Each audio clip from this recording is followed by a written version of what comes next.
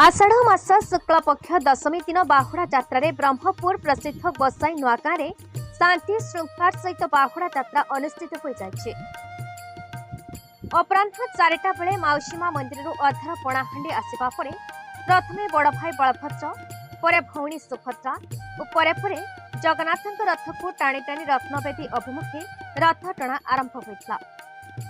घंटा मृदंग महुरी ढोल हुलहुली शब्द एक आध्यात्मिक परिवेश सृष्टि हुई हजार हजार जन समागम रे प्रभु जगन्नाथ बड़ भाई बलभद्र और भौणी सुभद्रा सह निज रत्नवेदी अभिमुखे यात्रा कर हजार हजार भक्तों सुरक्षा दृष्टि पुलिस मुतयन कर